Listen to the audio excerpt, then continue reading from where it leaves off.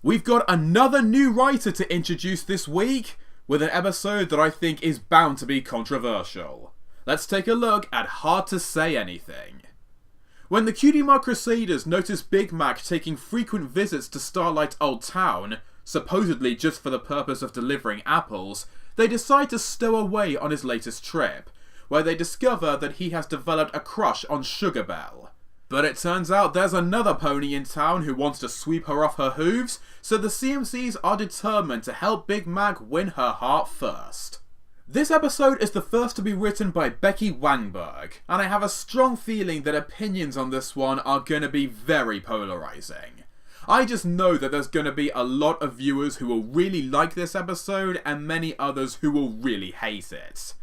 You can place me in the former group because I really quite enjoyed this one.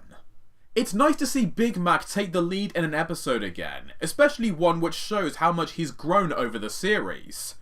After years of being a generally silent pony that rarely spoke and mostly kept to himself, it's wonderful to see him in an expanded and much more talkative role, where he's experiencing feelings for some pony for the first time. And in case some of you were wondering, those past moments with Cheerilee are addressed here, and in a respectable way that also leads to one of the episode's most amusing one-liners, where Big Mac seeks help from the CMCs, but sternly forbids the use of any love potions. By following the tropes of a fairy tale storybook, there are some utterly ridiculous things that he agrees to do, but through it all, it's still quite charming to see him try and do so much for his crush, and it makes his feelings more believable. Speaking of which, it's great to see Sugar Belle again, and for lack of a better description, she is a sweet character with a cute design and lovely personality and voice to match, courtesy of Rebecca Sunset Shimmer Shoycat. It's easy to see why Big Mac has feelings for her. It sure is nice seeing you again so soon. Yup. All I used to bake were boring old muffins, but thanks to your apple deliveries, I get to bake all kinds of delicious treats. Apple pies, apple fritters, apple turnovers, caramel apples, caramel apple cakes.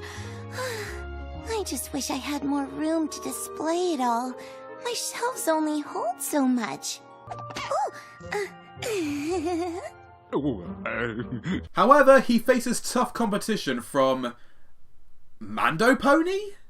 Actually, this is Featherbanks, who's like an amalgamation of Gaston, complete with his own fan club of swooning girls, and Justin Bieber.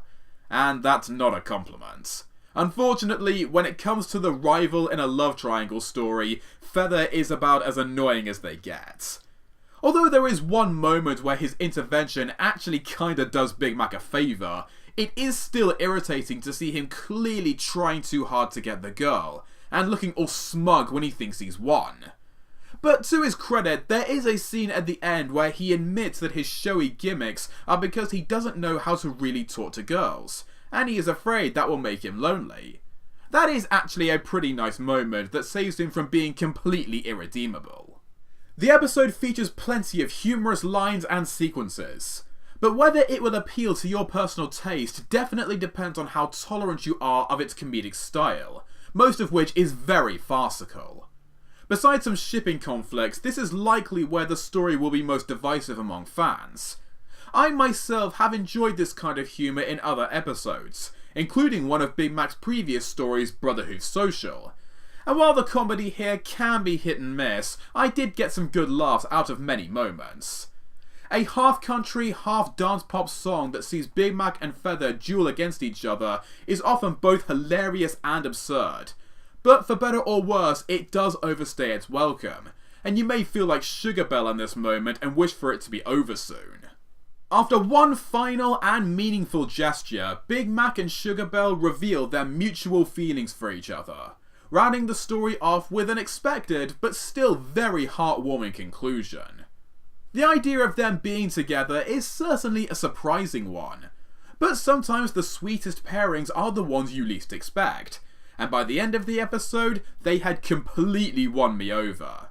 I believe that they do make an adorable couple, and I can only hope that the show won't make this a one-episode story, and that they'll allow their relationship to develop and go somewhere in the future. Hard to Say Anything is certainly an enjoyable time for everything that's good and bad about it. It's cheesy, cliched, predictable, and a little awkward at times, but it's also funny, romantic, has a nice love interest, a likeable protagonist you'll want to root for, and an obnoxious antagonist you'll love to hate. But if this makes any sense, the combination of all these strengths and weaknesses is actually what makes it work. It is a romantic comedy after all, and all these elements are what make a great romantic comedy, and they all help make this a very fun and cute episode. I don't think it's quite good enough for a gold star, but it definitely earns itself a strong silver star score of 7 out of 10. Now, in honour of Big Mac and Sugar Belle, I'm going to close out this review with a musical tribute to them, featuring one of my all-time favourite songs. Over to you, Lifehouse. And all of the people, and I don't know why I can't keep my eyes off of you and me. And all of the people, nothing to do, nothing to prove, and it's you and me. And all of the people, and I don't know why I can't keep my eyes off of you.